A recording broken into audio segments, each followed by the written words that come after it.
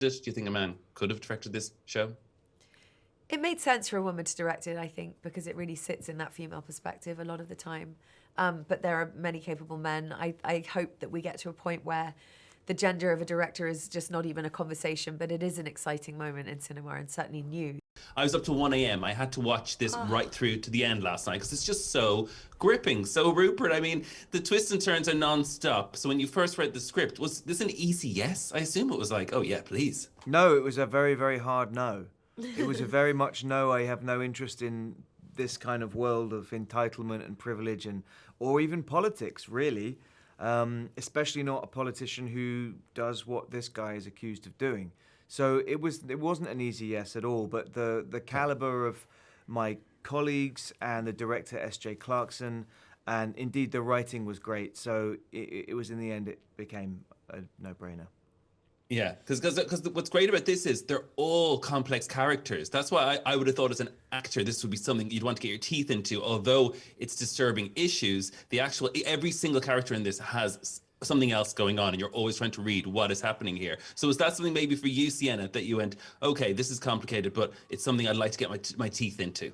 Yeah, I think you're dealing with people. It's really complicated, like you said. You know, I think that in spite of what we learn about James Whitehouse and Sophie, in a way, you're kind of rooting for that marriage. It's not easy. It's just none of it's easy, and it sits in the awkward space of conflict. And I think that as an actor is what I always like to look for, and it was full of that. And did you do anything to get into the headspace of this character then, Rupert? Because, as we said, he's a despicable character. So what do you do to get into that mind space to portray him? Because he's not a particularly nice person. Yeah. Yeah, no, it's true. It's a good question, and I don't necessarily know the answer. I suppose I did exactly what I wanted for a while and saw what that felt like. And luckily, what I want to do isn't illegal. Sienna, I mean, there is parallels with you. You were so famous very young, right? And the paparazzi obviously hounded you. So was that something that helped you inform how you play this character, that you had, I suppose, some reference point to that in real life? I'd say that I was probably an expert on certain aspects of that feeling. Yes, I grew up from a very early age having to navigate that, and Sophie is catapulted into a spotlight that is deeply uncomfortable and that I have sense memory around. So that part of it was interesting to revisit from a different perspective and from an actor's perspective, also responding very differently as a character to perhaps myself in those environments. In a way, it felt like reclaiming a narrative. I was interested to get back into that space as somebody else, for whatever reason some psychoanalyst will find it's probably not particularly healthy. But but I understand that world, and Rupert does too. And of course, it's not particularly comfortable to be back in that scrutiny. But then it's lovely when it's cut and you can laugh with the people playing the paparazzi, and it kind of recalibrates the memory. Yeah, and it sounds like Rupert paused before he took that role. Did you take pause at all, Sienna, before you took the role? As in, was it too close to the bone at all?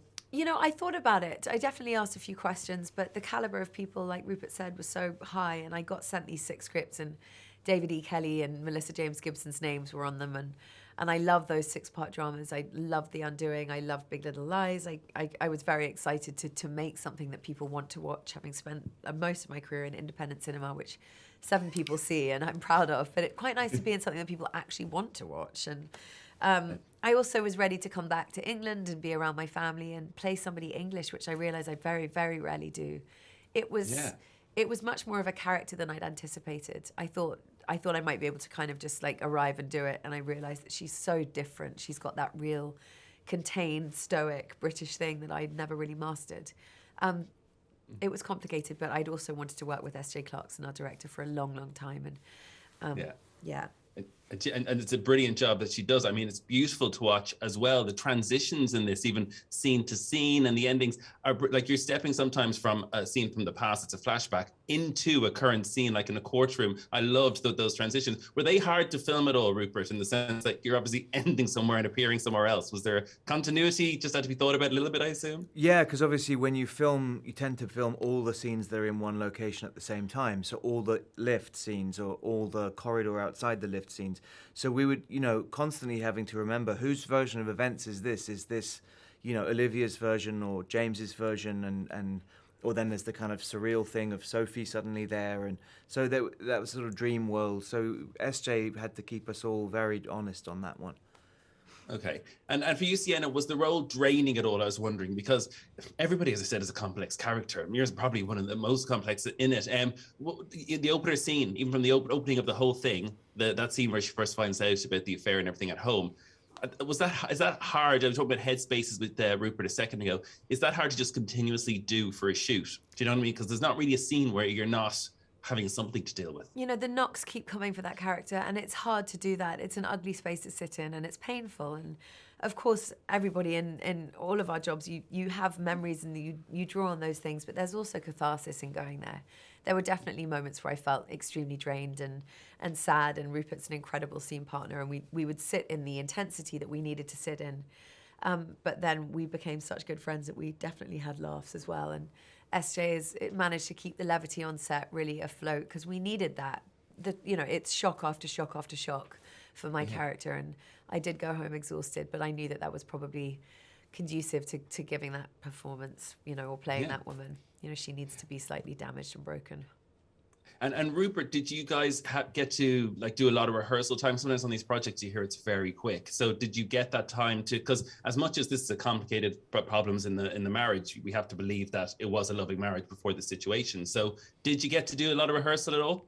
Yeah, SJ was really great on that, brought in a movement coach, and because these kids as well had to behave as if they were siblings and also as if they'd been around us for their whole lives. So we as a family kind of goofed around for a good amount of time. In fact, the flashback scenes I think we shot first, didn't we? We did. So sort of messing around in the seaside and running on the hills and throwing them in the water and all that. By the end of that, they felt like they completely kind of trusted us, and that was really important. SJ did this amazing thing, actually. She made us study each other's hands. Do you remember? Oh, yeah. And hold hands, which is a strange thing when you don't know anyone particularly well. But obviously, if you've been in a marriage since university, you're holding hands, and there's a way that you do that, and you know somebody's shape of their hand. And that was it was a good way of breaking down the barriers to get to some sort of familiar intimacy that, of course, they would have. Yeah, and of course you mentioned S.J. Clarkson, the director. Do you think this would have been a completely different project if a man had directed it? Do you think a man could have directed this show? It made sense for a woman to direct it, I think, because it really sits in that female perspective a lot of the time. But there are many capable men. I hope that we get to a point where the gender of a director is just not even a conversation, but it is an exciting moment in cinema, and certainly new. In the last 4 years, I've worked with about 5 female directors, having only worked with 2 throughout the rest of my career. So the world is shifting, and she's such a great director. She really has such a clear vision and a style, and London looks like a kind of James Bond film, and we were really lucky that her vision elevated this to the place that it did. On that note, guys, congratulations. Thanks a million for talking to me.